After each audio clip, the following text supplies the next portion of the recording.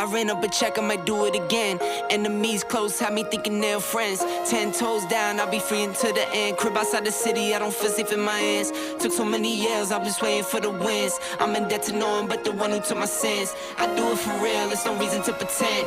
If I do it once, I do it again. Add it up, bankroll, euro, peso, add it up. I'm just doing me, everything is on me. Oh, you matter what? Add it up, bankroll, euro, peso, add it up. I'm just doing me.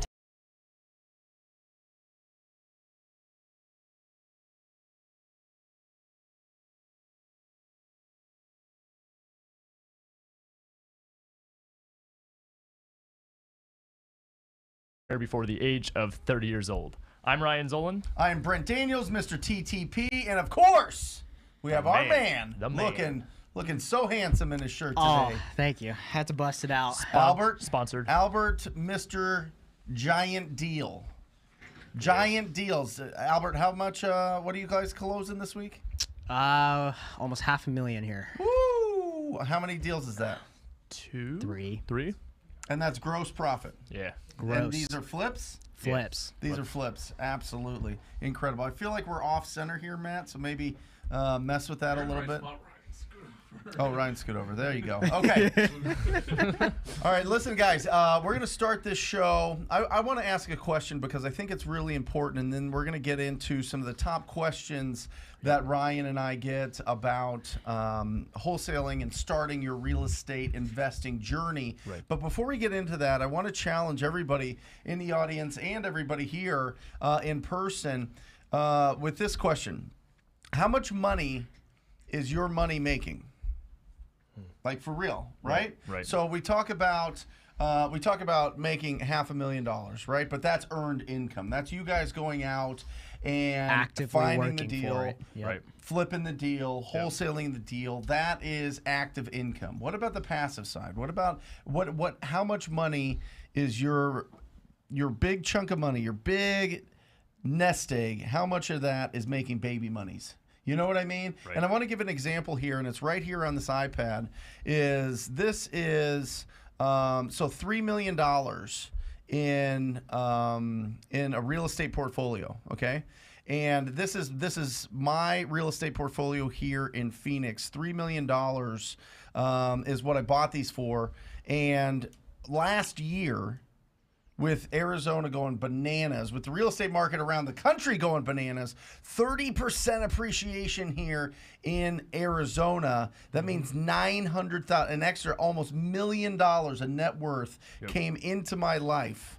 Wow. Which means if you divide that by 365 days passively, almost $2,500 a day doing nothing. That's what we're talking about. We're talking about building wealth. That doesn't happen if you are spending that money. That doesn't happen if you are paying interest on debts.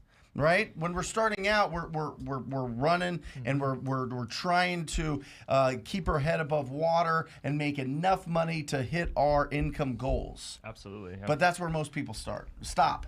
They just make enough to pay their bills, to live the lifestyle that they want. The question is, how much money is your money making? Right.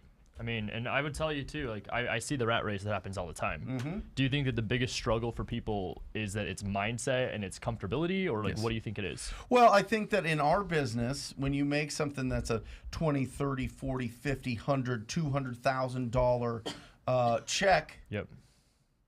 it scrambles everything that we've been programmed with. Right. Everything that goes crazy. We see everybody flexing on social media. We see everybody flexing when we go out to nice dinners or go out, just wherever, vacations and all these other things, right? Yep. So you see all these people spending a lot of money.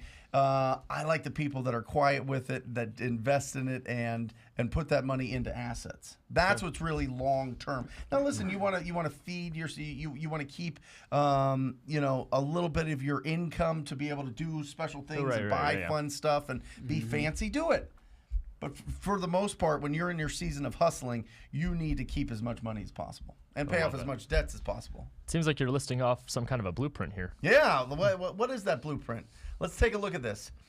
So we're going to hit this early on. Number one is do a deal. This is the Millionaire Before 30 blueprint. Do a deal. That's the first one. Just get it going. Get some income coming in as an entrepreneur. Yep. And then you guys transition to full-time in the business. We talk about this almost every episode, but once you do the deal, you have that proof of concept. Transitioning to full-time in the business is literally the biggest step, in my opinion, because you're able to put all your effort, energy, and time into going full-time. That's it. And then kill the debt. Stop being somebody else's ROI.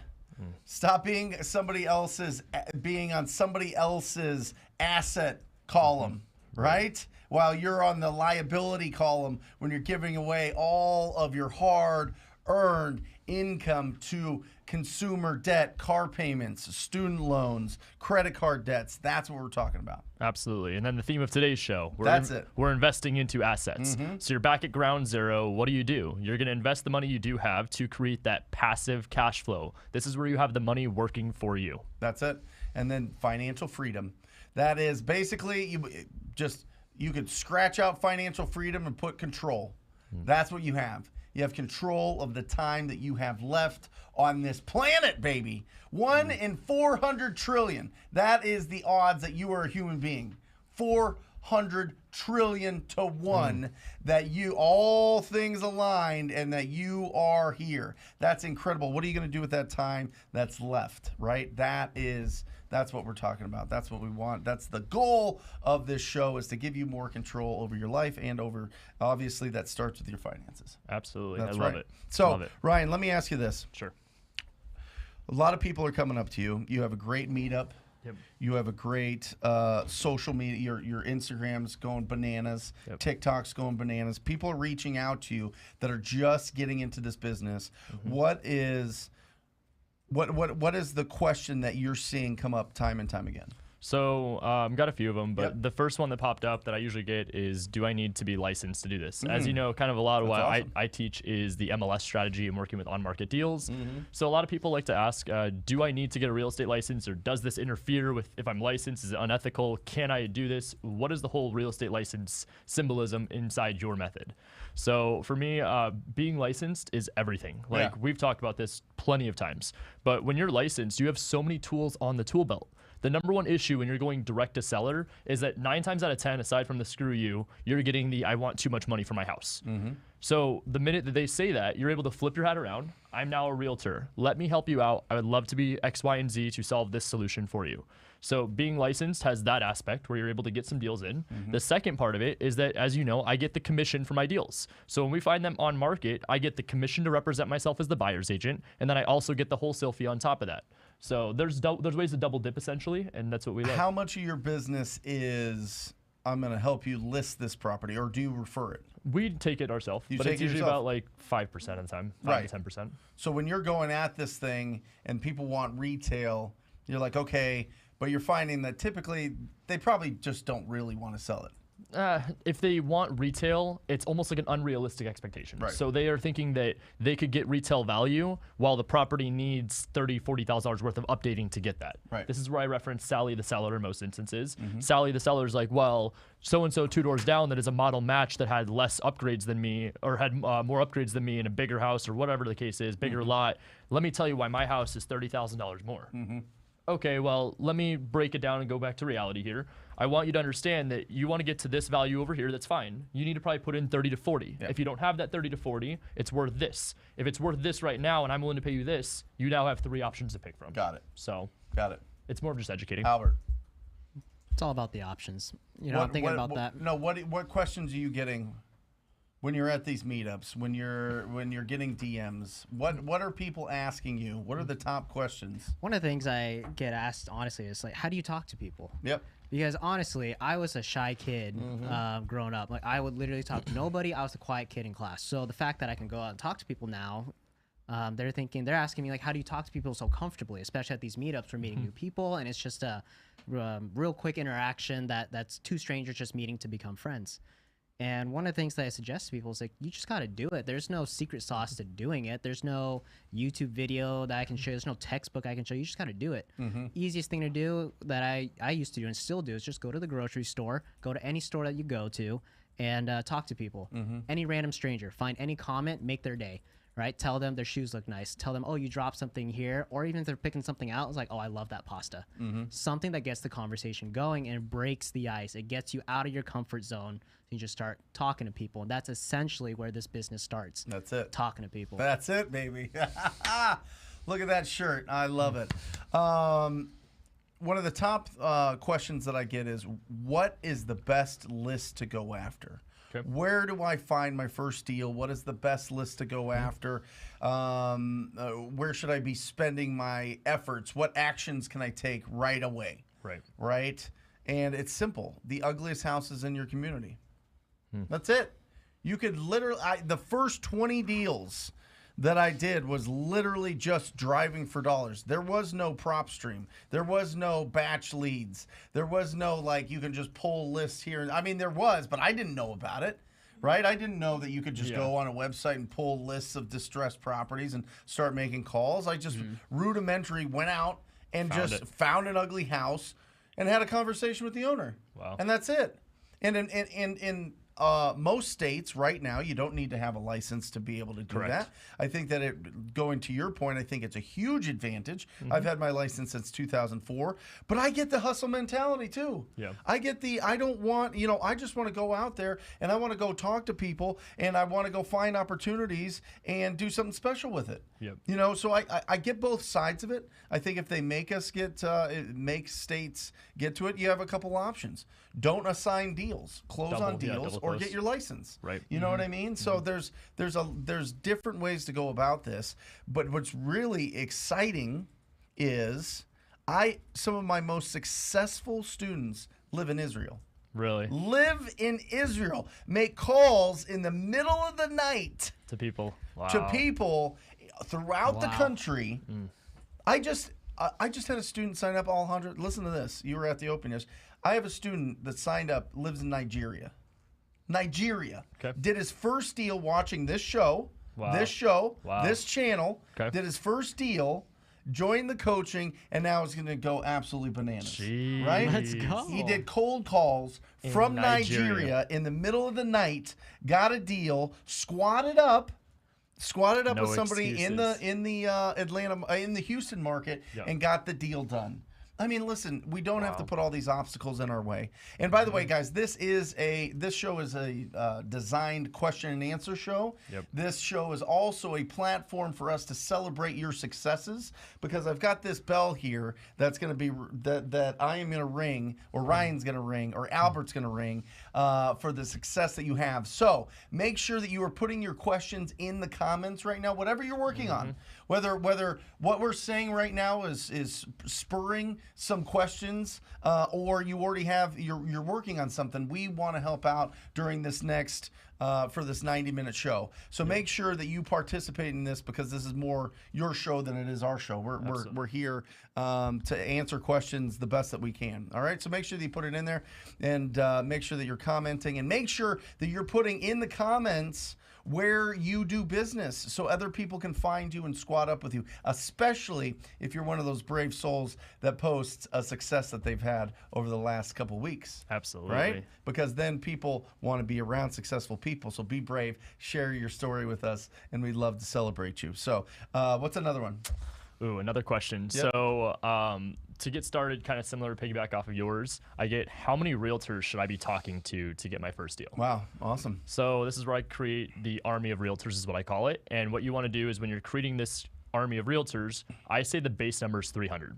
300 realtors. Keep in mind, this is context. This is not just I reached out to them and they didn't answer. This is people that you've actually engaged and have conversation with. The number of 300 should equal out to about 1 to 3 deals. Out of that 300, you're really looking for anywhere from 2 to 5 as your VIP buyers or agents, and these ones are going to be the ones that are constantly coming to you with opportunities. You close more than 1 deal a year with them. You know their spouse's information, their anniversaries, their kids' names, any important dates. Those are the ones you're looking for. But awesome. 300 is that base number. 300. 300. For how many deals? 1 to 3. Awesome. Yeah, and I will tell you, 300 realtors, that's not that hard to get. Like, just conversations. Just conversations. Love it. Are you texting them or you calling them? I call first. If they don't answer, then I'll text. But then you'll find out some realtors are more communicative through text. So I would find, I think most are, to be honest. I mean, you would think that salespeople would want to get on the phone because they're salespeople. But you know, that's why most Text. realtors do Yep. 2 deals a year.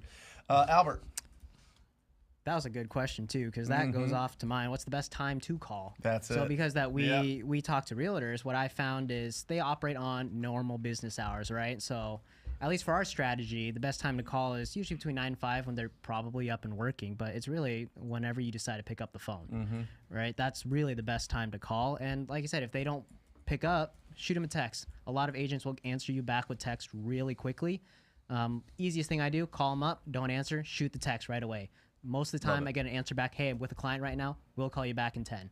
Now the communication channel is open, go from there. Yep. You just made contact. awesome. Boom. I get the question, what is the best market to go into? Ooh. All the time. Okay. All the time. So here's the thing. And this is something that's really come to light. I mean, I've known it for years, but really since we bought that investor lift cartel deal where you get access to all of the buyers. Right. And it's like 3.5 million cash buyers throughout the country. Most of them are in big markets. So what does that tell you? The bigger markets is where people are making the bigger deals. That's where your cash buyers. The answer is where the cash buyers are buying. That's what you that's where you want to go. And listen, there is going to be home renovations and flipping in every market. Yep. In absolutely every market. It depends on how big of a company you want. If you want $1 million business and you live in an area that has 80,000 people, then focus on just the worst properties in that area as long as the price point's right. But if your price point is under $150,000 and you're in a small market, find a bigger market. I'm telling you right now, find a bigger market because you're gonna do the deals that you do find are gonna be smaller. You're gonna net a smaller amount in each one, and there's not gonna be as big of a pool to go after. So, and what I find in small towns, there's usually 2 or 3 buyers that buy all of them. They all talk to each other, and they all determine, well, we only buy things at 70% minus repairs, minus blah, blah, blah, blah, blah. And so you have to basically get these properties for like $5,000 or $10,000 To even make and it, and to make $5,000 or $10,000. Then you could go into a market that's maybe an hour or 2 or 3 away that has a bigger price point and make 15, 20, 25,000 a deal. Yep. So I like doing less deals and bigger deals. I mean, listen, I like doing a lot of deals and bigger deals, but the reality is the bigger the deals that you do, the less of them that you do. For sure. So what would you say to somebody then that is maybe on the fence about going into a market where it may look on the surface that it's too saturated? That's the one thing I'm getting That's a lot impossible. Of that. Nothing's too saturated? No. Good. 6 to 10% of the real estate market throughout the country is in distress, whether that's physical distress of the property, financial distress of the owner, or emotional distress of the owner. There's some sort of distress in there. So it's a limiting belief then? 6 to 10%. Okay. 100% limiting belief. The problem is you have to get 199 people to tell you, no, I don't want to sell my house, to get that one that says that they do. Can you deal with the rejection? Love that. It's tough. No, We're not built for it. No, but when we get it's there. rejection, our amygdala goes bananas because we feel like we're getting kicked out of the tribe. That's how we feel as humans. We're getting kicked out. Oh my gosh, I'm getting rejected.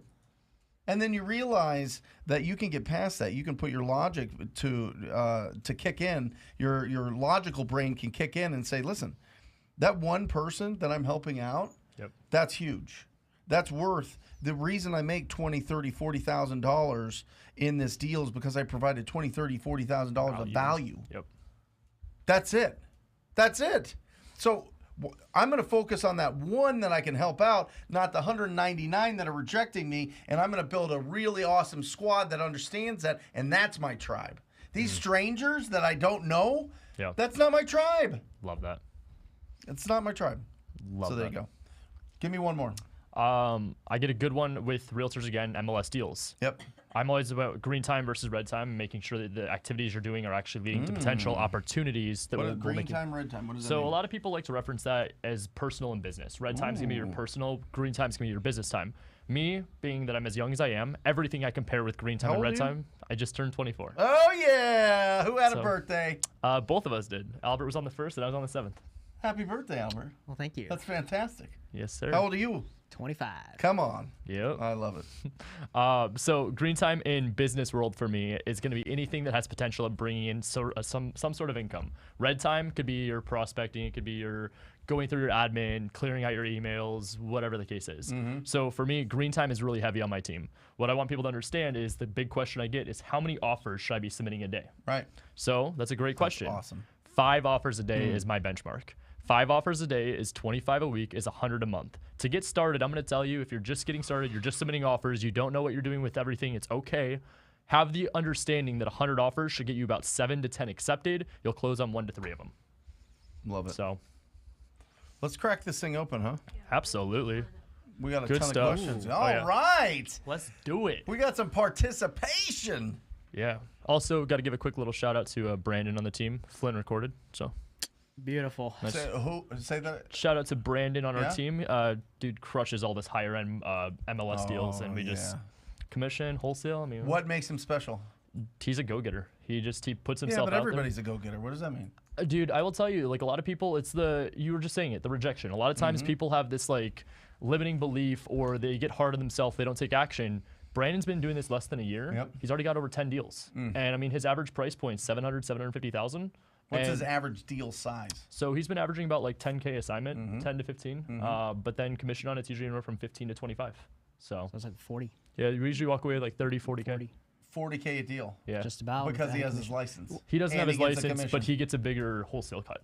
So he Got gets it. The yeah. generation. This dude is he just figured it out early because he started wholesaling it, right? But then he started figuring out, okay, if I do the same amount of work, why am I going after 3% of 300,000? How about 3% of 800,000? Yeah, and then when we have the bigger spread, we're allowed to give him more money in the wholesale fee, and then he also Exactly. understands that there's a little bit less competition in that higher price point for us. Love it. So yeah, he's a beast. Shout out to him. I just got the text that I recorded. So All right. So, Steven, here we go. How do you determine your wholesale fee? If we can go to the whiteboard here for a second, let me just do a little bit of, let me just show you here. How does that sound? And I'm bringing my calculator out. So let's say that it's the ARV, right? The after repair value equals 300,000. Okay? 300,000. And we know that we're going to take off right here. We're going to take off 6% for closing costs and commissions.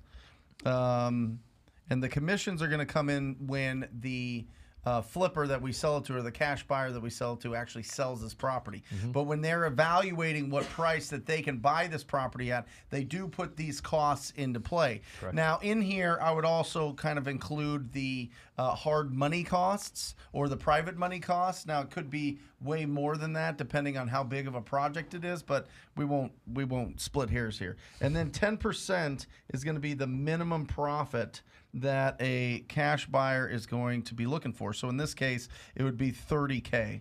All right, that would be the minimum that they're looking for. They go in, they fix it up, blah blah blah. Let's say in this case, this property needs 45K worth of repairs. Okay, so let's look at this. Let's look at where we're at here.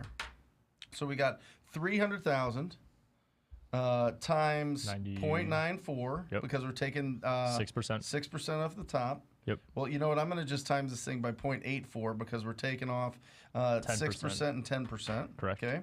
And then we're going to minus, we're going to subtract the 45,000 from there. And that gives us a price of 207,000. Okay. So that's 207,000. That's what I should be able to wholesale it for. That should be the wholesale price. correct. Okay. And then from there, what do you want to make?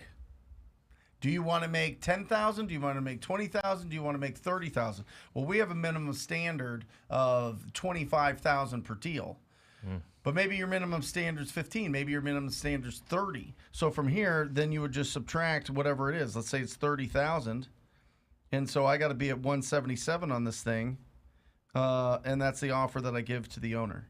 And then I can sell that at 207. So that's the way that breaks down.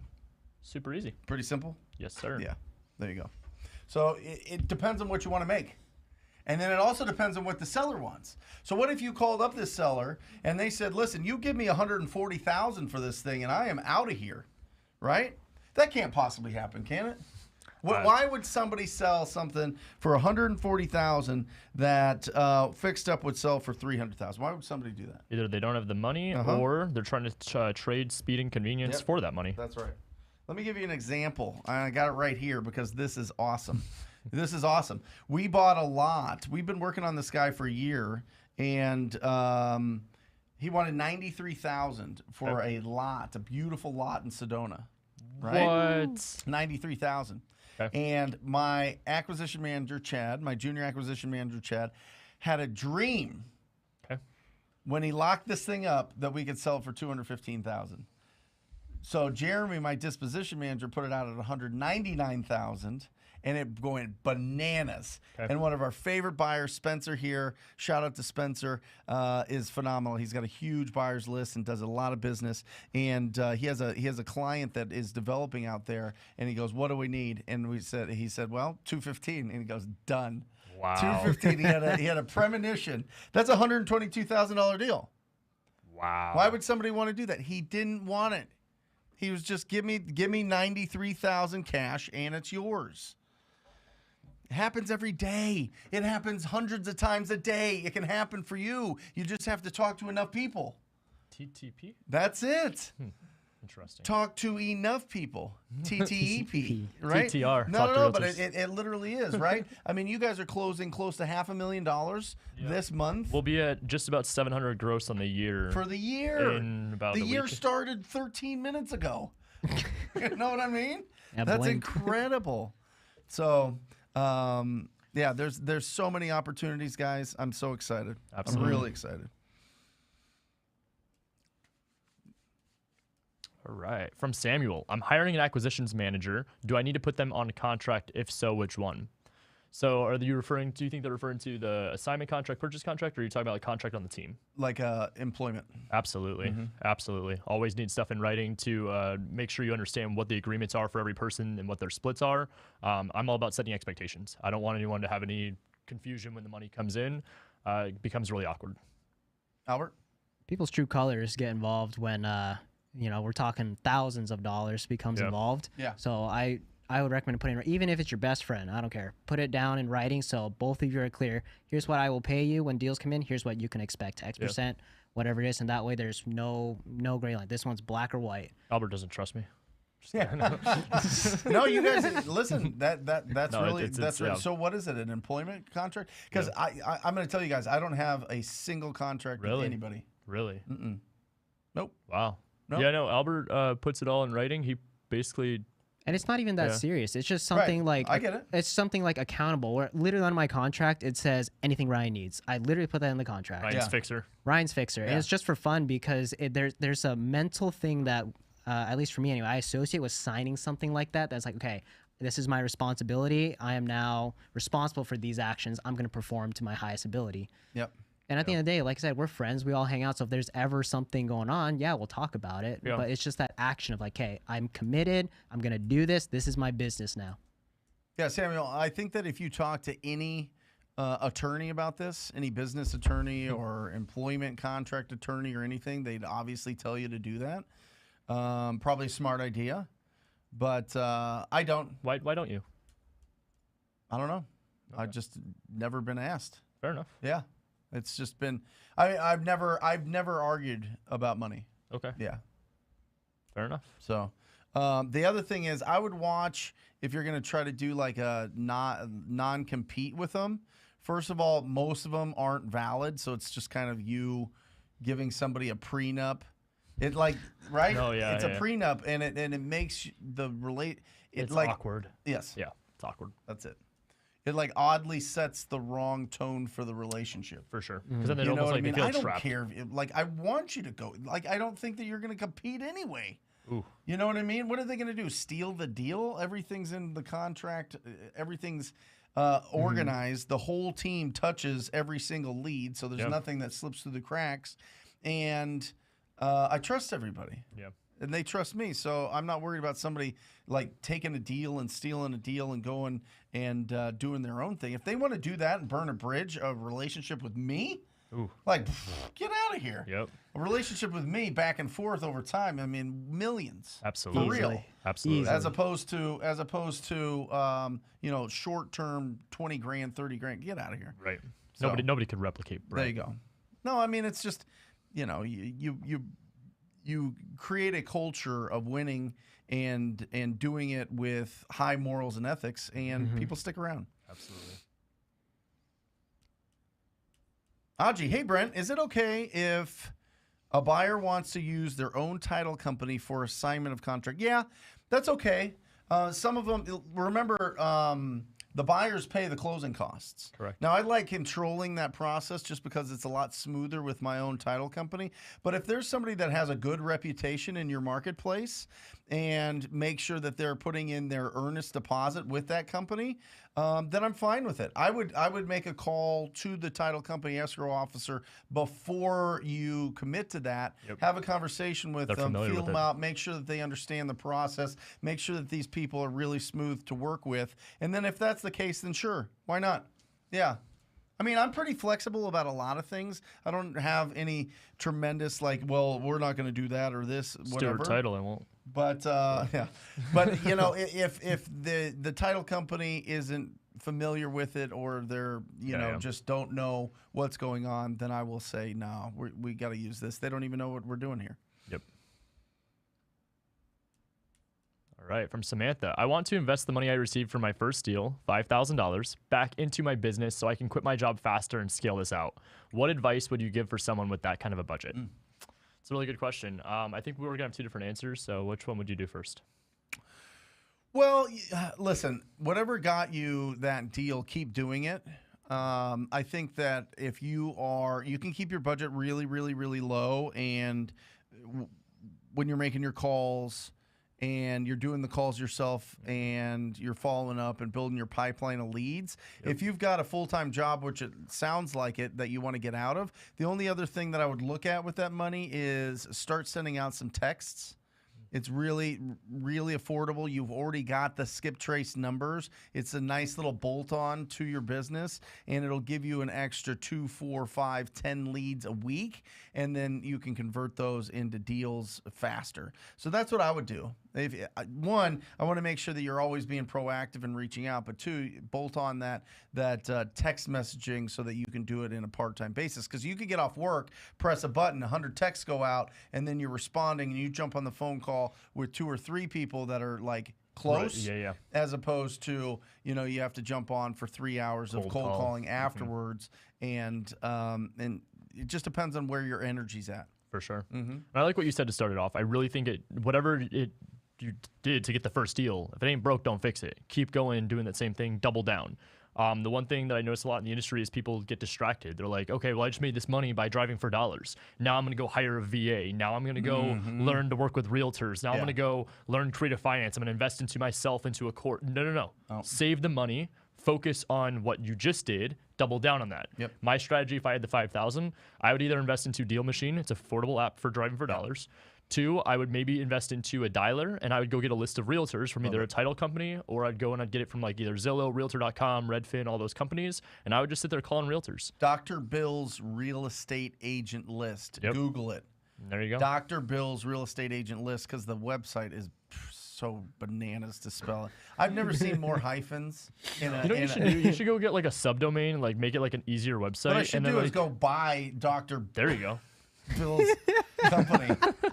That's what I should do, and just put agentlist4you.com. Like, come on, man. Yeah, I think talking to realtors is always the best way. It's free. I mean, you don't even need to pay for a dialer at that point. You could always just go call. I think it's huge. Yeah. Well, and people have that. People get fatigued by I've gotten 12 calls today. Why do you guys keep calling me today? Going through all that. Yep. If you want to spruce up, like after 15, 20, 30 minutes of that, because you will still get leads. That's how we got our deals. You know what I mean? So you'll still get really good leads. But if it's like wearing on you, start calling some real estate agents. The conversations are way They're easier. a lot more fun. Way easier conversations, and it'll build up your confidence on the phone. It sounds kind of weird that, well, wait, I feel more comfortable calling distressed property owners because they're not going to be so formal and professional, and they're not going to ask me too many questions that'll kind of get me uncomfortable. But I'm telling you, the conversations with the agents are way easier. And let's be real, realtors don't have formal conversations. No, I mean, some of them are. Some of the old school ones are very standoffish. They're very. They want to make sure they're qualifying you out. Before we have this conversation, I need to sign a buyer broker agreement. You know what I mean? It happens. It definitely happens. You know, but the voice. Well, it's the same agent that has the picture on their business card from like 30 years ago with their dog on it. It's yeah, that dog's farting over there, isn't it? Yeah. What's up, Mac? These guys are dying over here. What's up, Mac? Anyway, there you go. Samantha, you got this. MJJ Smooth Criminal. Hey, Brent and Ryan, what's the best way to get your earnest money deposit down to 100 to 300 instead of 1% of the purchase price? That is a fantastic question. So the average earnest money deposit we put down is $2,000 to $2,500. Sometimes it's just having conversation with the agents. Hey, guess what? I put up multiple earnest money deposits every single month, and I buy multiple homes. There's this thing in the business world called cash flow. If I was putting up 1% of my earnest deposit or the purchase price as earnest every single time, I'd be broke. I wouldn't be able to buy as many houses, and the earnest money deposit just goes towards my purchase price and my down payment. So at the end of the day, the earnest money deposit isn't as detrimental as the agents are taught that it is. So it's just setting the expectations and maybe just telling them about cash flow and see what they say from there. Albert? I would agree 100%. That's exactly what we do. Because if we're putting down $2,000 on 20 properties that we got, that's $40,000. Well, and remember, our average price point is $700,000. That's $7,000. Right. When you're going off market deals, they're usually between $5,000 to $10,000 non-refundable. Yep. So, listen, you can get $100 to $300 for your earnest deposit direct to seller. Yes. You will not get it with the agents. An agent will kick. Yeah, they won't do $100 to $300. So why are you smiling? Fart again? No. You can get it with agents. You can. I mean, you're not going to be able to. They're going to want 1%. Agents are going to want 1%. The 100. That's what they want, but they don't get it from us. I mean, Well, you're also talking about deals that are like 4, 5, 6, 700,000. Yeah, okay, He's that's talking fair. about putting $100 down in an Yeah, earnest $100 one. I would there's assume no that way. these are probably price points in the 150 to 250 range. Correct. Right? I would say you probably still need $1,000 at least. Like, I always put $1,000. yeah. Yeah, that's least. that's standard on At our least. contract. But if you want to get it down, which I totally understand, Direct you want to to get it seller. down, direct to seller. Correct. Yep. And even then, they don't really bat an eye on it because they don't know any better. A lot of people don't put anything down unless you need to. Some people put $1 down. Some people put $10. In I've their put $10 contracts. down before. For sure. And I've done it with an agent. Yep. One time.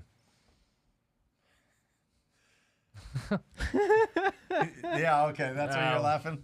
Yeah. I don't know, Stephanie. It's a great question. I don't know. He's old. It might be Albert. I don't know. Whoa. Cat's out of the bag. I guess so. Mac. All right. From Desiree, what is Ryan and Albert's Instagram names? It's our first and last name. Mine's Ryan Zolan. His is Albert Bowie. We can get it going across the little Yeah. thing. Little banner. Yep. Yeah. We're pretty dope on there, I guess. How was your last meetup? Dude, it was fun. So we actually didn't really publicize it as much as the one before, Right. and we still had like 100, 150 people show up. That's it. Yeah. That's it. We'll love get him here at one of them. Yeah. Franklin, what Oh. what do y'all offer wholesale flip rental? That's interesting. All the above? Yeah, yes. What is The that? I don't answer know- I don't know what that is question yes, is. I think. We do the things. We do all those. Yeah. Okay. I don't know what that means. Should I open an LLC before I do my first wholesale deal? We are not attorneys. But yes, so I would say the answer is no, you don't need to, but should you? Yes. I did it after my first deal, my first 1 or 2 deals. It was my personal name on there, and then after that I had an LLC formed. Yeah, I think people really get stuck in this thing. Just it takes no time to set these things up. Yeah, it took me like 15 It minutes. takes no time to set up an LLC. So don't let that stop you from taking action. Yep. But if you want to take if you want to get the highest tax advantages that our country offers, you have to own a LLC. company. S corp. So the government wants us to be a free market society. They want, and the only way to do that is to have people that create businesses, all right? Because businesses create employment. Employment create taxes, all right? It creates economy. All of these things go to them. So they reward people for starting their own businesses. And it's an actual entity, right? It's like a person, but it's not. It's an entity. You turn into this other thing when you start an LLC, and you get taxed differently. It's incredible. So, John. All right. I'm calling 1 hour a day and making 10 contacts an hour. That's the only time I have to call a day. So the ratio of 200 contacts for one lead includes all those no's from these leads? No. So, John, you should be getting about 20 people. About 10% of that 200 are going to be people that say they do want to sell. Now, of those, 19 of them are going to want retail. 19 of them are going to be they're going to make you bid against other other buyers. They're going to sell to their cousin, whatever else. But one of them should trickle down to a closed deal for you. So keep it going, brother. 1 hour a day, that's fantastic. Yeah. Keep building it. Keep building it. All of those spare time, all of that spare time that you have, that you can make calls, get in there and make those calls. Be super The more you put in, the faster it's going to happen for you. Love that. Yep. All right, from John, can you explain the double dip method once more when playing wholesaler and agent? Absolutely. Fantastic question. So keep in mind, I always compare it tools on the tool belt. The way you double dip is that there's a buyer's agent that represents a buyer in the transaction for these on-market deals. The buyer's agent gets paid commission by the seller. So we get paid a co-broke, which is typically 2.5% to 3% commission, and we get that. And then if we get it under contract with an A to B contract, out here we use the realtor contract for Arizona. We get it under contract with myself as the buyer and the buyer's agent, and then I wholesale it out and I make the difference of that wholesale fee just like you would with the off-market deal. So if, for example, a $200,000 deal at 3% commission is going to be $6,000. If I get that $6,000 as commission and then I assign it out from $200,000 to $210,000, I get that $10,000 wholesale on top of the $6,000 commission. So you turn a $6,000 payday minus a bunch of fees and stuff that go to the broker, but then you get that $6,000 plus 10, you turn it from $6,000 to $16,000. That's the double dip. I'm just breaking this down because I didn't understand this either for a while until I got into the business, but this is kind of what it looks like here. So when somebody wants to sell their property, they hire a real estate agent. Okay, they want to get $500,000 for their property. Great. It's going to cost them 6% for that listing agent, the person that's representing the seller, to put it on the market and negotiate on their behalf and basically make the process super smooth. All right. So what an agent does is if an agent has a buyer already for it, then they get to keep the 6%. But most of the time, 99% of the time, they need to put it on the MLS, the multiple listing service, to expose it to all the other agents and all the other buyers in the market. So when you're a buyer for a house, you don't know how to negotiate with an agent. You don't know the paperwork. You don't know what title companies are. You don't know what earnest money is. You don't know what's going on. So you hire a real estate agent to be your buyer's agent. They're going to walk you through this whole process, and they get paid by the seller. The seller's 6%, half of that, the 3% goes to the buyer's agent to bring a ready, willing, and able buyer into that deal to be able to close that. So then a buyer's agent will give 3%. So to promote the property, to get it sold, they put 3% on the market so that all the other buyer's agents are incentivized to bring their buyers to that house to sell that deal.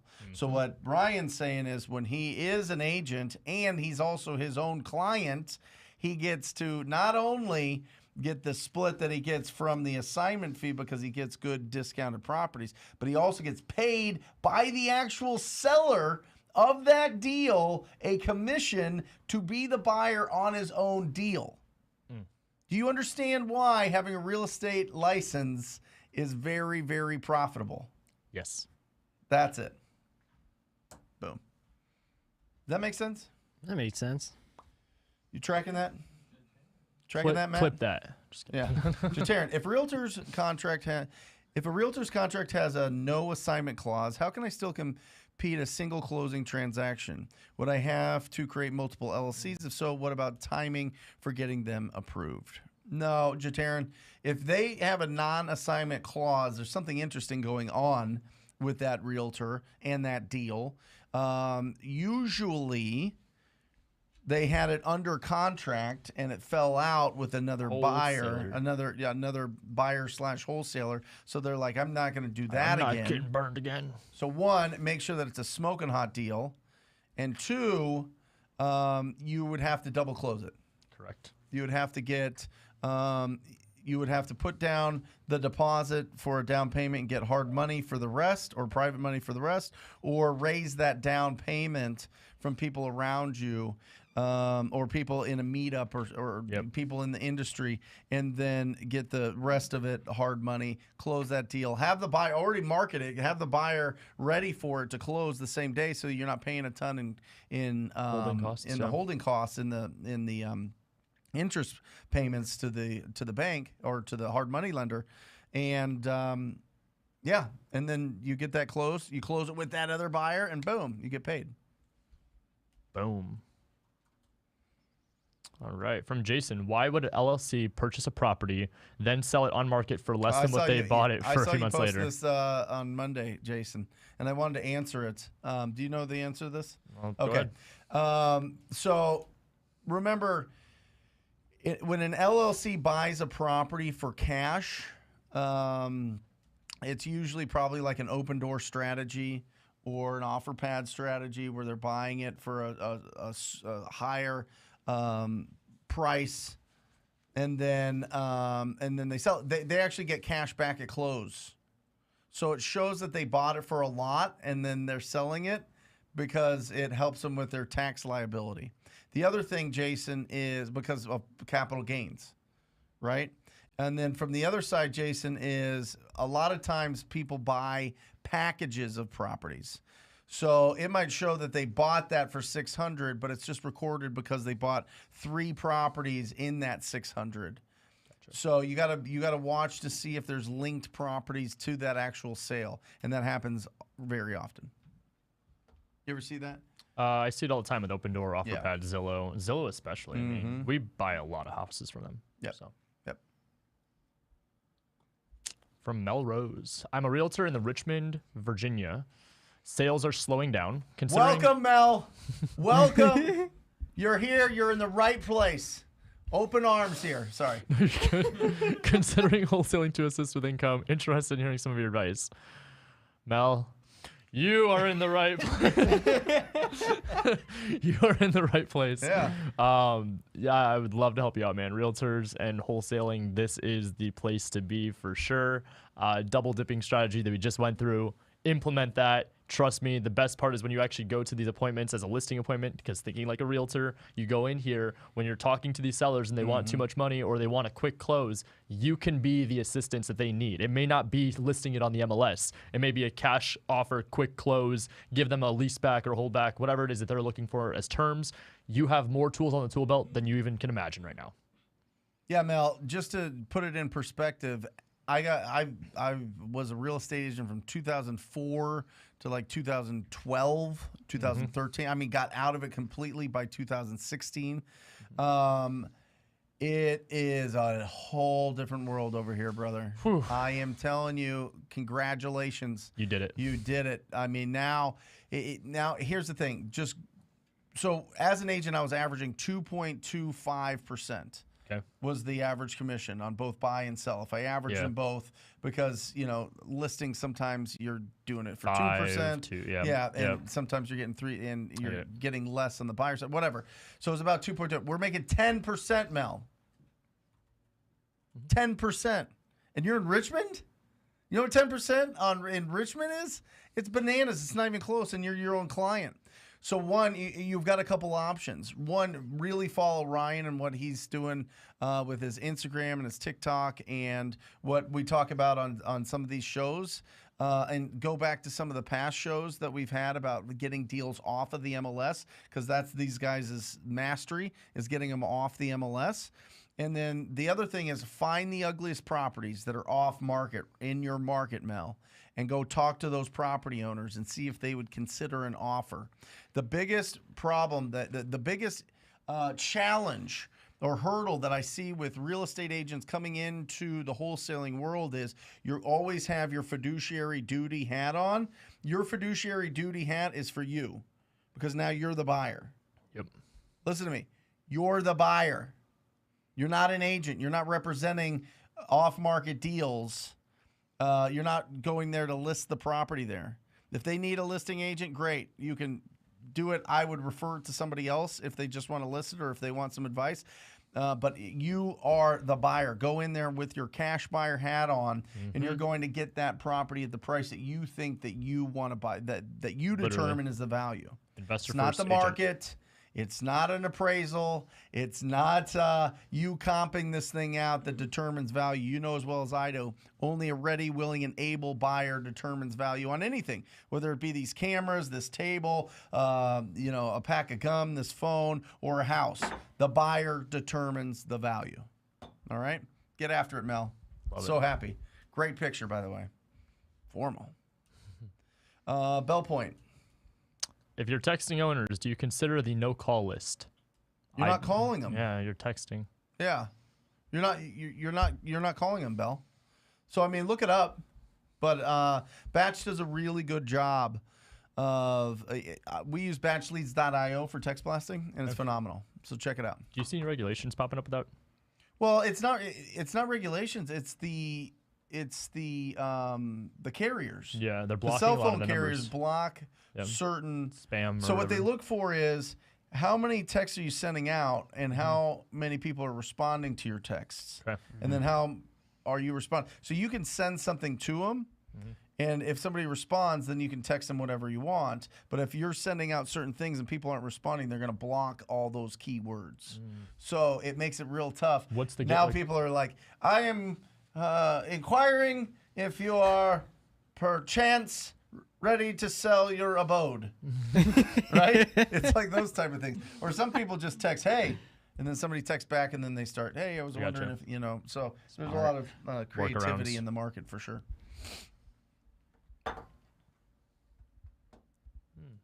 From Mad Max. Okay, but what are you talking to the realtors about when you call them? Yes. It's a great question. Yes. So if you're referring to these on-market deals, I'm talking about the property. I'm calling them like, hey, my name's Ryan. I'm an investor out here in Gilbert. Calling about your property on Main Street. I was wondering if it's still available. Yeah. Oh, it is? Okay, cool. I'm actually interested in purchasing this myself. I just had a few questions. Have you guys had a lot of action on the property? Oh, you have? Okay, nothing in writing yet? Gotcha. Can you tell me what major repairs have been done in the last 12 months? If you were in my shoes, what would you do for rehab? I see the kitchen needs a little bit of updating. Is there anything from the photos that I can't see that I should know about? No? Okay, sounds good. I'll be submitting over an offer here shortly, and then from there, just see what they have to say. Boom. What if they don't have a cold listing? call. So if you're calling, just cold calling, Yep. I need help. Okay.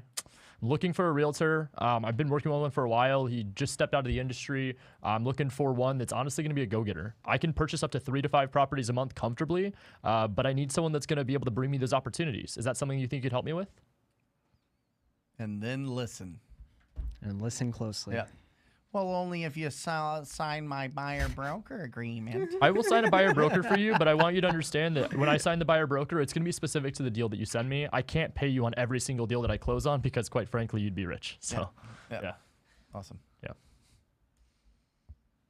Jeffrey, does the title company need earnest money deposit to start title search, and who pays earnest money deposit, me or the buyer?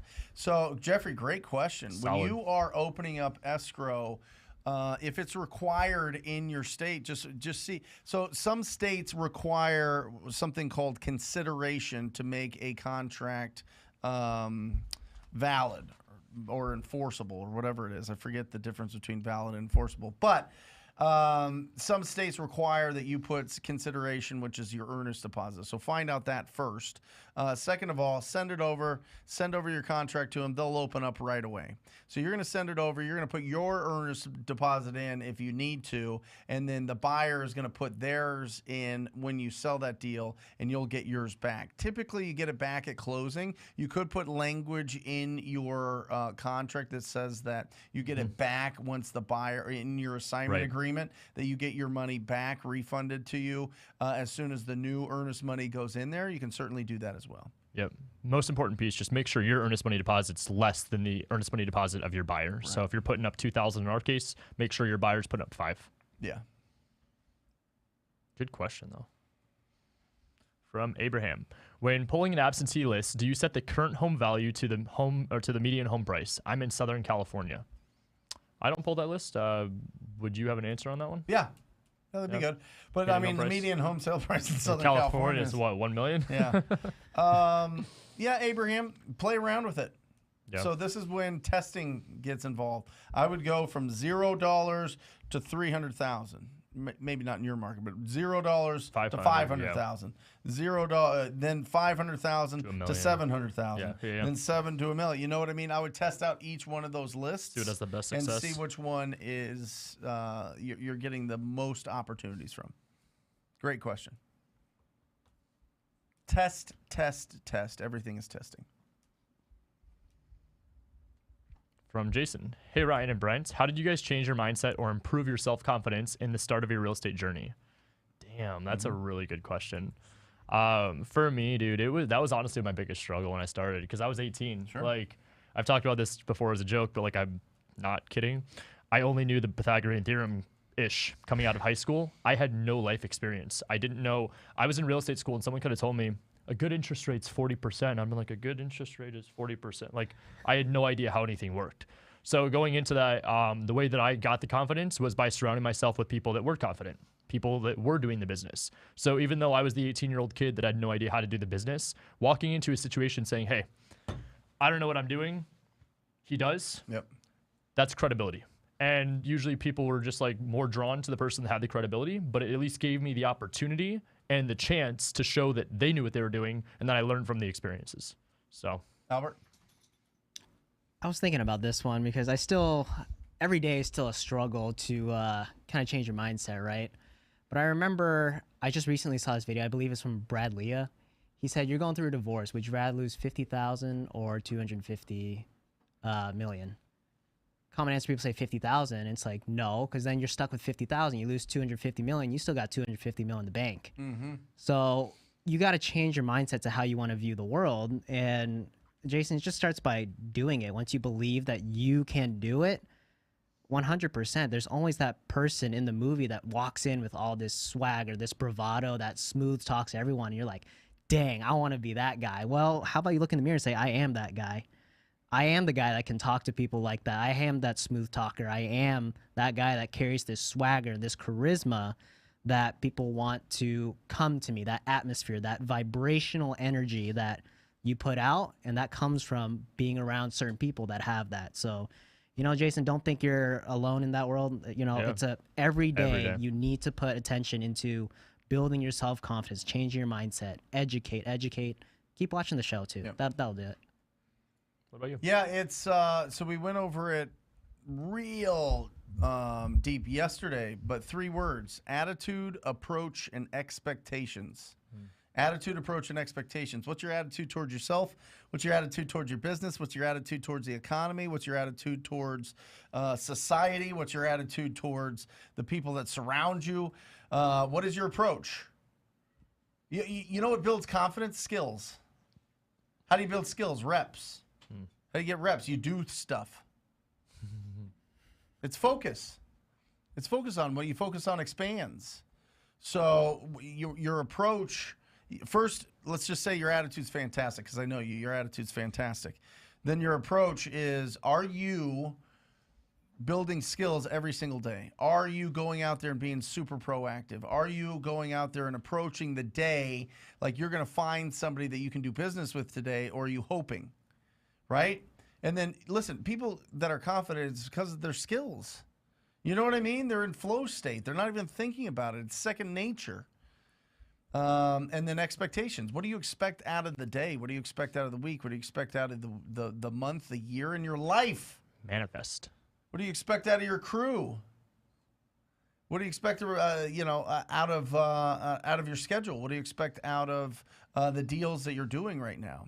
So attitude, approach, expectation, for sure. And build the skills. Just keep building the skills. Confidence comes over time, when we're uncertain, when we don't know, 40% interest rates, good or not, or whatever else. And then you start chipping away and asking questions and going in and kind of getting more experience. That helps build the skills to understand and the financial literacy to understand what's going on. So I think that... just put in the work to build your skills, attitude, approach, expectation. Love it. Boom. Do the reps. Yep. Awesome. Angel, hey Brent, is your team in the Arkansas market? It depends. So we've been really testing out a lot of different markets with our disposition with Jeremy looking at them, and the bigger markets win. Smaller markets, there's the buyers are, at least in the system that we have. In the smaller markets, you got to get nitty gritty. You got to get into those markets and really know the people and go face to face, knee to knee, belly to belly with these buyers, right? But in the bigger markets, there's so many buyers that there's big opportunities. So Angel, if you need some help selling something in Arkansas, Jeremy at offerarizona.com. Jeremy at offerarizona.com, and he will let you know if we're in any of those. But make sure it's a major market, because we get a lot of stuff that's rural, and there's just when we do the work and peel back, there's just not a tremendous amount of buyers. I gotcha. Yeah. From Jonathan. Ryan, when dealing with MLS listings, how do you market the deal once you have it under contract without getting questioned by the realtor? Phenomenal question. Mm-hmm. So for us, They're picking you apart today. Good. Keep them coming. Picking apart the process. Keep them coming. I love it. We don't blast. So I am very big on this specifically with MLS deals. I think that there is a time and a place where you could blast it out, and it's a part of my process, but it's by day 8 through 10 of my inspection period. During the first 7 days, I am not at all blasting this out. I'm sending it to Brent. I'm sending it to my close friends in the industry, my actual end buyers. Mm-hmm. I'm getting feedback. Mm-hmm. I'm getting offer prices, and I'm getting my walkthroughs with my during my inspection period where I could walk through the property at any given time. Awesome. So I just make sure that first and foremost, like I said, just don't blast the property. That's how you get questioned the most. It gets passed back to the realtor. The seller will find it. Doesn't make you look good. Awesome.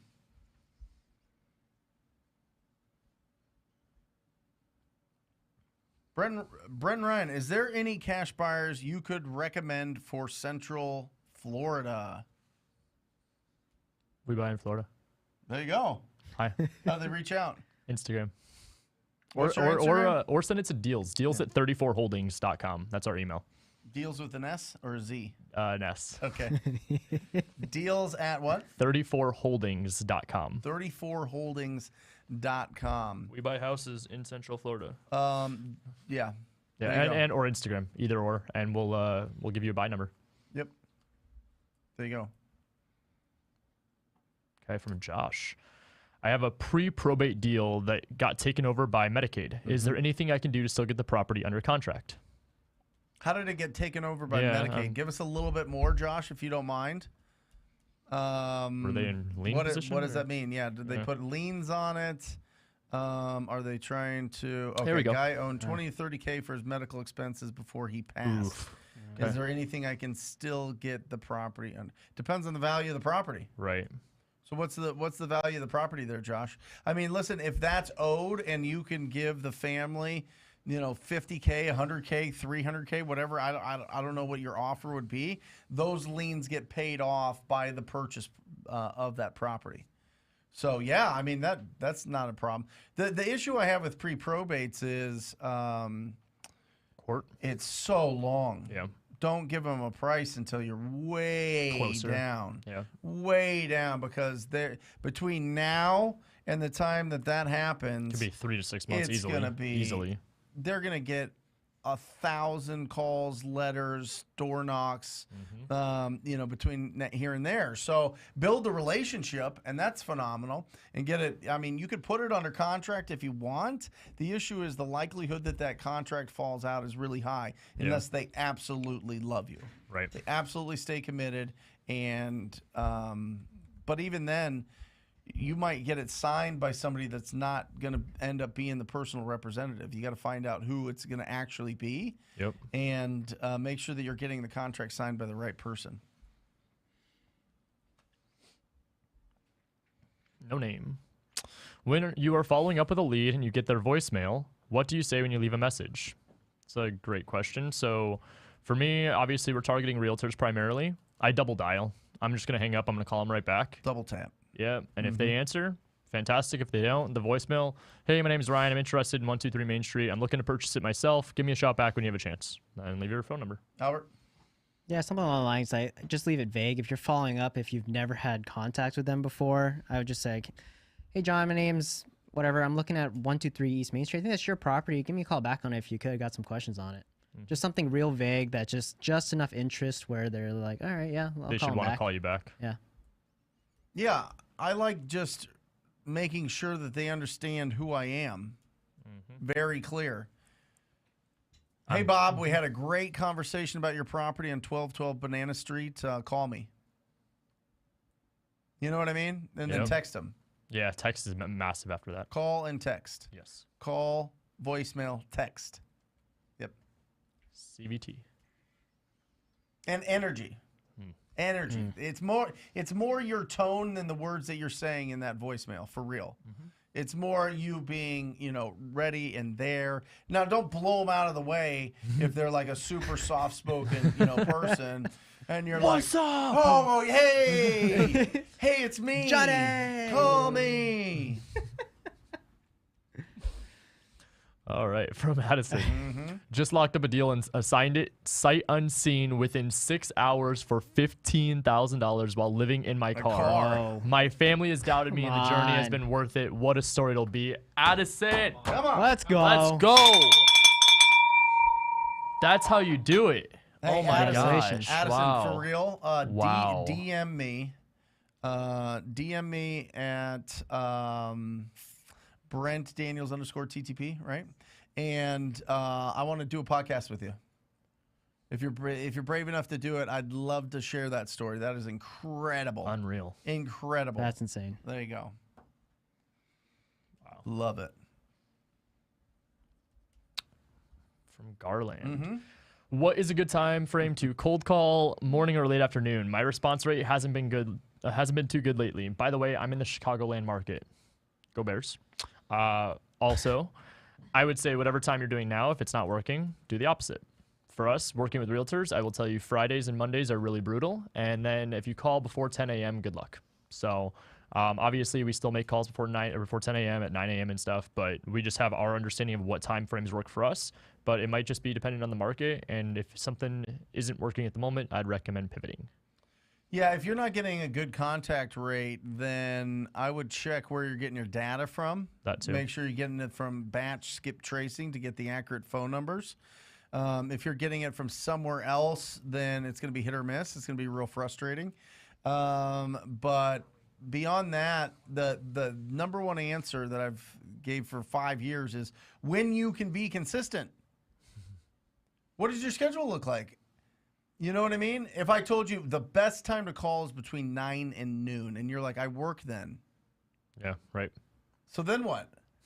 So then you have to call when you're off work or whatever else. When you can be consistent, that is the best time to call. That is, listen, you can look at all the stats, go Google it. What are the best contact rates when you're calling somebody? The needle doesn't move much, percentage-wise. Right. Between the morning, the afternoon, Tuesday versus Sunday, whatever it is, right? So don't overthink it. Just be consistent with it. Make sure you have really good data, and make sure that you have you're using a dialer if you can afford it. Courtney. There she is. Hey, Brent, for virtual wholesaling, how do you get these deals closed? Do you typically squat up with a local wholesaler or try to work with a seller for photos and use a notary? Yeah. Sometimes it depends, Courtney. So sometimes it's a local wholesaler, but mostly you'd want to squat up with a real estate agent that's in that market, so that you don't have to give up a percentage of your deal, and in return for that agent working with you, you refer them business. Yep. You're going to be making all these calls and getting all these leads of people that want retail. That goes all to the agent. The agent works those. Now they have a new source of income. It's this new pipeline of opportunities that they can go after, and they love you for it. So for that 2-3 times a month that you need them to go out to show the properties or take pictures, they're more than willing to do it. That's what you want to do.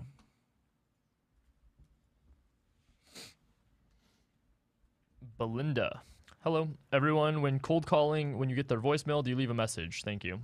For us, I told you the script that we used beforehand. For every 10 calls I make, we'll probably leave a voicemail once. I double tap, try that. If they don't answer, I send a text. I don't want to waste my time leaving a voicemail, because by the time they do call me, I forgot what address it was. Yeah. So It's a lot easier to track if it's a text message. absolutely. Yeah. So one, it clogs up the system, because you're leaving voicemails. Now you've got a bunch of random people calling you back, and yeah. they go, hey, you just called me about my property. And you're like, okay, great. Well, I'm not in front of my computer right now. Can you tell me what the address is? Yeah. And they're like, you don't know my address? No. Yeah. Who And is this? Yeah. What's your company name? How long have you been in business? What's your standing with the Better Business Bureau? And then all of a sudden you're like, oh my gosh, man, I just answered I don't even know who I'm talking to right now. Right. This is intimidating. So text message No, seriously though, is a lot easier. that's almost like spot on how that goes. Right? Like spot on. Yep. From Josh. Would you recommend just focusing on driving for dollars lists or pull lists, or both when you start out? I think I'm going to use the answer of what Brent said a minute ago, whatever you're going to be the most consistent with. But driving for dollars is always the most valuable, in my opinion, because it is real time. Yeah. Listen, if you have the time and you have the resources to buy the list, skip trace the list, get the list, put them into a dialer, and you're going to be consistent with it, and you need a lot of volume because you're making a lot of calls, then you'll need both. Both, yeah. You'll need both. But if you don't, if you're like kind of tighter, then lean on the side of ugly houses that you see on the streets. Mad Max. Mad Max. When you're on the MLS / driving for deals, what specific things are you looking for when evaluating the properties? So just like anything, it's going to go for both answers here. You're looking for motivation. You're looking for condition and motivation. Yep. The one thing I think a lot of people go wrong with the MLS is that they spend so much time looking at the photos rather than looking at the data. You want to figure out, is there a specific situation that the seller needs to sell and take a cash offer? Is there a situation where this has been sitting on the market for 30, 40, 50, 60, 100 days? Attack those first and foremost, just like when you're driving for deals. Are you going to go knock on the nicest house in the neighborhood? Probably not. It's going to be the same thing with the MLS. You're not going to target those houses either. Love it. Yeah, ugly. Don't overthink it. Ugly houses, motivation. I mean, when you're driving around ugly houses, if you're on the MLS, look at what the comments are saying. If you're on the MLS, you have to read between the lines. What is popping out here? And when you're reading between the lines in the comments and the things that they're saying, not only in the public comments, but in the private comments is where the real kickers are. Because the public doesn't see this. Only realtors see it on the MLS is the public comments. And sometimes they'll put in like motivated seller, we'll ready to go. We'll give 10K review all offers. Yep. Ready, all of those things. We'll give a $10,000 credit for the roof that we know we didn't disclose that is totally crap. Blah, blah, Right, blah, blah. right. What? Yep. Oh, okay. Fantastic. So read between the lines on the MLS and don't overthink it out in the streets. Yeah. Chuck Hastings, would you ever have a non-compete agreement so they don't steal your people and open their own? No. I don't, Chuck. If I do my job right and I provide the energy and the culture and the ethics and the morals and the most importantly, the income opportunities, Right. then I'm not worried about it. I mean, listen, if I hire somebody that has a entrepreneurial mind, then that's on me. And it took a lot of time. I recruited a lot of really talented acquisition managers that have gone off to build incredible businesses. I'm very proud of that. It's like it's like a family tree. Right. You know what I mean? Absolutely. Like, you ever see that when they're like, oh, look at all the people that were on Bill Belichick's coaching tree or Andy Reid's coaching tree. And it's like Now all they're these all successful coaches, yep. coaches and something else and doing something else, and they're all doing that thing. Yeah. That's kind of the way that I felt about it for a long time, is if you want to join my staff, like a head coach, and you have that desire to be your own head coach, great, I'll nurture you. You're going to stick around. But there's going to be certain people that stay around for forever on a coaching staff. So I don't, I'm not going to, you got to come on my coaching staff and provide value to the community and make me a bunch of money. And I'm going to make sure that, you always work for me. No, come on. I like to just know what their goal is. When they sit down with them, ask them, do you want to do this on your own one day? What does your 5-10 year vision look like? They may not have the answer and things constantly change, but if they're going to be open with you, help them achieve their goals. Yeah. That's all. Sea Mountain Media. I have a team of 5. What is the most beneficial structure to make deals happen and scale efficiently? Should each person be designated to a certain task? Can you put up my, that, Matt, my company, what my company looks like? That little thing. We'll put that up in a second. Here you go. What? So Nice and fancy. That's what mine looks like there. So there's me. There's Jeremy and Jackie, the Thornburgs, married, obviously. Got my sales guys in the middle, junior acquisition manager. Got my acquisition manager, Ryan, crushing it. That's what I pay him. I've got my phone prospectors over on the left, or maybe you're right, I don't know. And then Text Blaster and VA. So that's what I have there. They all have very, very, very siloed roles. My acquisition managers do not comp properties. My acquisition managers do not do transaction coordination. My acquisition managers go and take our leads and convert those into signed opportunities. Love it. That's what they do. My disposition manager sells the deals and builds the cash buyer database. My cold callers cold call. My texter texts. My lead manager makes sure that Jackie just runs the business, really, but she just makes sure that our pipeline of leads is always full. Love it. There you go. Ooh, okay, from Arturo. When looking on the MLS, is there pain points I should be looking for to make offers? And what do I tell the agent to have them accept my offer? Another fantastic question about the MLS. Pain points. Just like when you're targeting a list, what are you going for? You're looking for motivation. So on the MLS, there's going to be pre-foreclosure, there's probate, there's literally a category that is called fix-up needs repairs. Other MLSs have something similar. Brent said it a minute ago, but public remarks, private remarks. There's going to be a few others that I'm sure I'm missing. Current days on market's a great one. Those are pain points. If they are going and listing their home on the market with an agent and it's not selling, target it. When you're talking to the agent, I ask questions. The book, Asking Questions the Sandler Way, is a fantastic place to start. But if you go in and you read that book, you'll know how to approach people with asking the right questions to get the answers that will lead you to what your offer will be. So, for example, you ask the question of, what's the seller planning on doing after they sell this house? Oh my gosh, they are so excited. They're building a cabin up north. They need the money from this sale and they only need X amount of dollars, but then they're going to use that as their down payment. And if they get enough from the sale, they're going to go build a second home for their granddaughter, blah, blah, blah, blah, blah. Boom. Boom. You got motivation, situation. So I would just target those specific categories and then obviously the keywords. Awesome. 1 Ton Patriot. When starting out doing disposition of a deal, how do you continue marketing acquisitions in the meantime so you don't completely shut down marketing while searching for a cash buyer? Mornings are for finding deals, afternoons are for doing deals. That was my philosophy.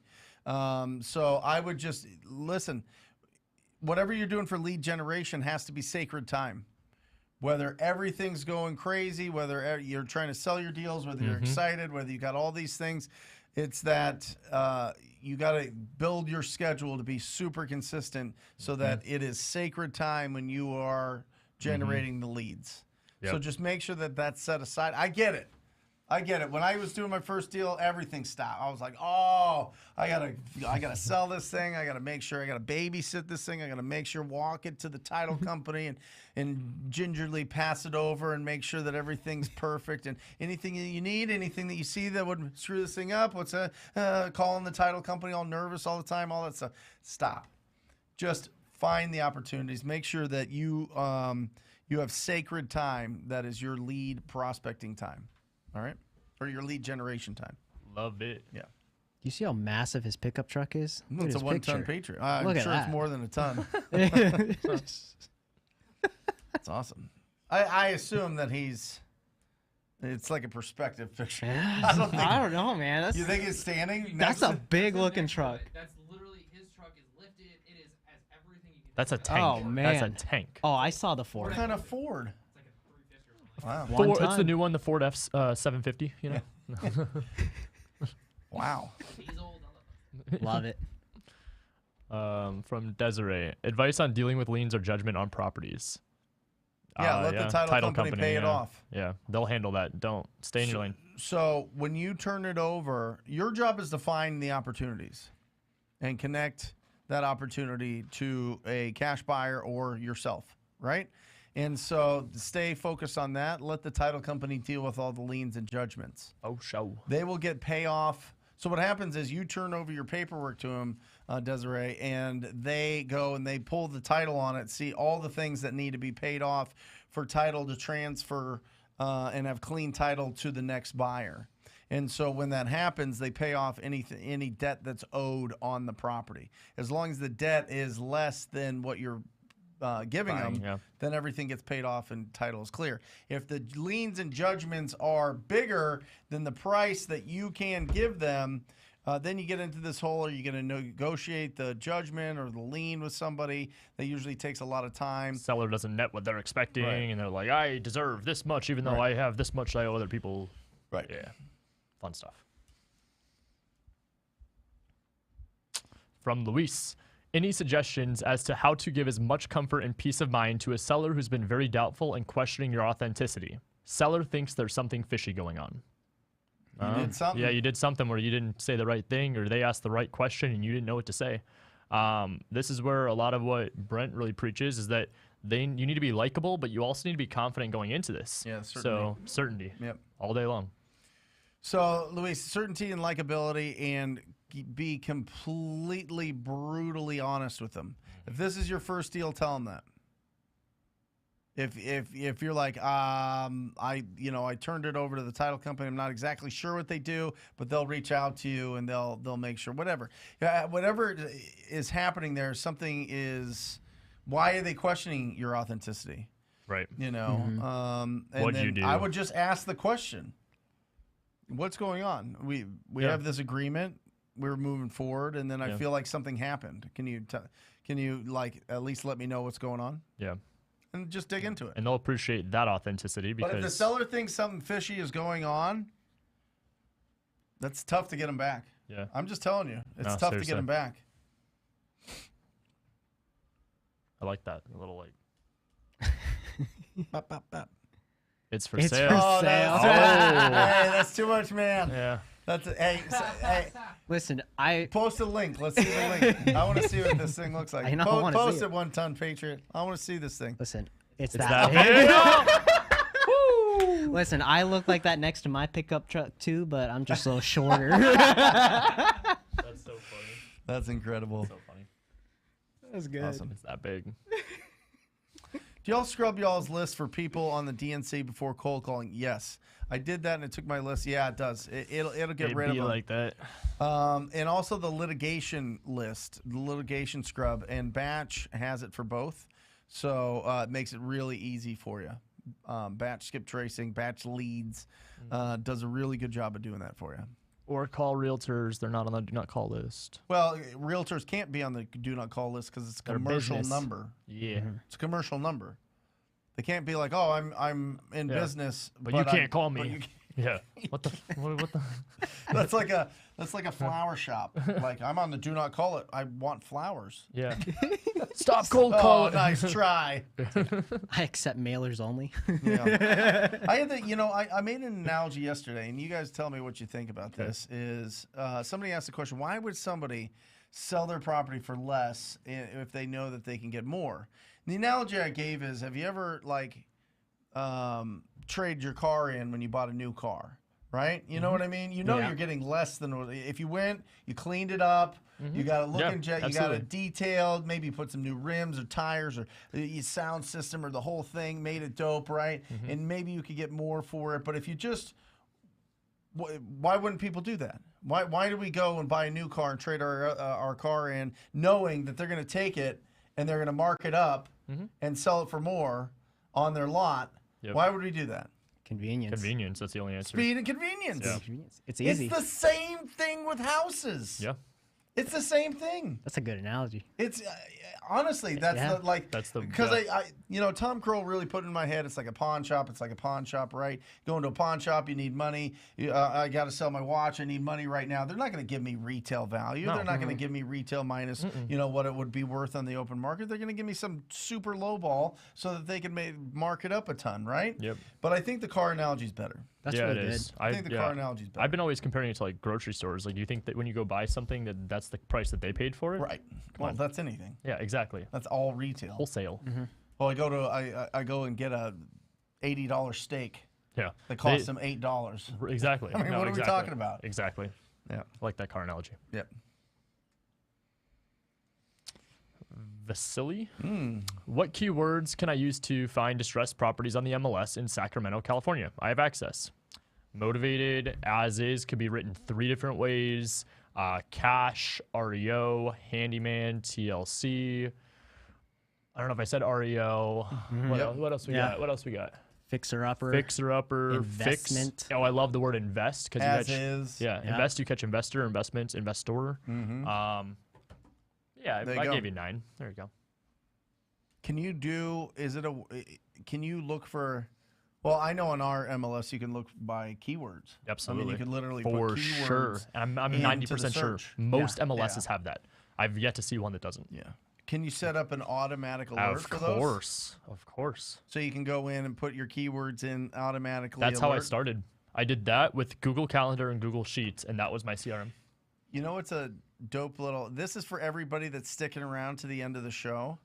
I have a student that is crushing, going on Craigslist, calling handymen Yeah. and saying, "Do you have clients that just need to get rid of their properties?" Wow. That you're walking into and you're like, "This is too big of a project," or you're doing some things here and there, but they just want to get rid of it, whatever else. Like, everybody thinks that you have to just call the property owners. There's so many other lists to call. There's course. so many other Of things course. to be proactive. TTP doesn't mean, just cold call, distressed yeah. sellers. It's just getting out there, being proactive and calling, all of these different, I mean, there's so many opportunities. It's really cool. There you go. From Jonathan. Ryan, I hear you say you make 5 MLS offers a day. Is that written offer sent to the listing agent? How does that follow-up look like after the offer is sent and made? Absolutely. It is in writing in a formal contract to the listing agent so that they have to present it to the seller. From there, follow-up, we have a CRM. Albert built out our Podio, and in there we basically just have updates. So there's 2 things. Our TC is going to check because they know the response time of the offers the following day. 2, our Podio system is going to track to see if that deal is still for sale, if it went under contract with us or another person, and at third point is what it closed at. So we want to make sure we're following up to learn and study our numbers as to who bought the house, and then also to obviously making sure that we get a response back. Boom. We'll do one more. Let's do it. This lady had commented this like 6 times. Okay. Vanessa, hey Brent. What are the metrics when what are the metrics when coming up with your offer for the seller? I'm in Los Angeles, Compton to be precise. Do we have that? The Yeah, the 66, graph. the 50, the 25%? Certain number. Yep. Gotcha, Vanessa. Take a picture. Screenshot. So we're going to pull this up. Basically, if a property, if you're looking it up and it's over 250,000, a general rule of thumb is 66% of that. If it's between 249 and 100,000, 50% of that. And if it's 100,000 or less, 25%. All right. Now, listen, if it's really, really, really hot, Vanessa, then play around with that number. Play around. If you're not getting anything, I just want you to get big deals. So, but if you're not getting any traction with it and it's really, really hot, and you know that the buyers in your area are spending more because they're the appreciation is going bananas in the area, or they're buying everything in Compton right now so that it like really raises it, so that they can hold it long term. It's a long term strategy, and they're looking to pay closer to retail value for it. Then push that number. But that's the rule of thumb. Awesome. See his truck? Yeah, let's see Yeah. the truck. I found his Insta and then. Oh, No way. we got him. We got him. We got him. Got him. Found the Insta. Oh, Oh my my God. It was in the magazine. I bet yeah, I'm sure it was. It is the magazine. Yeah. Holy cow. I think that's your new car. That is think it. so. Aaron would Dude, love that's it. nice. Under the carport. She wouldn't be able to get in there. How do you jump up? I'd have to throw her in there. The kids? I couldn't. No kids allowed in that thing. They wouldn't be able to. I mean, talk about Does it feeling go? Does it go down like I a don't low think so. rider? It's permanently lifted. It's permanently lifted. Oh my god. Okay, no parking garage. That wouldn't even fit in the. I don't think that would fit in my garage, but I don't think it would fit under the carport here. No. Yeah. Wow, that's Wow. awesome. I'm just curious. Yeah. Good How stuff. much is he selling it for? Yeah. Yeah, right. Yeah. Does it? DM us. Yeah, let us know. Yeah. Brent. Everything's for sale. Let me know. That's it. All right, guys, that is it. Any final thoughts, Albert? Final thoughts? Final thoughts. Go out there, talk to people, increase the certainty for the people that you will perform as a buyer, reduce their risk, and you will do big deals. Awesome. Yeah. Surround yourself with bigger people. Make Awesome. sure that you're not just playing at a comfort level. Awesome. You're one conversation away. One conversation away from either your first deal or your biggest deal. I mean, you're one conversation away from $122,000 payday. You know what I mean? That all of these things are $500,000 a month. Or a $700,000 12 days or whatever it is for you guys. But you know, you're one conversation away from setting all that up. Don't be shy. Go out there, share yourself with the world, have confidence in your voice. You got this. Go out there and talk to people. Love you guys. See ya. I ran up a check, I might do it again. Enemies close, had me thinking they're friends. 10 toes down, I'll be free until the end. Crib outside the city, I don't feel safe in my hands. Took so many years, I've been waiting for the wins. I'm in debt to no one but the one who took my sins. I do it for real, there's no reason to pretend. If I do it once, I do it again.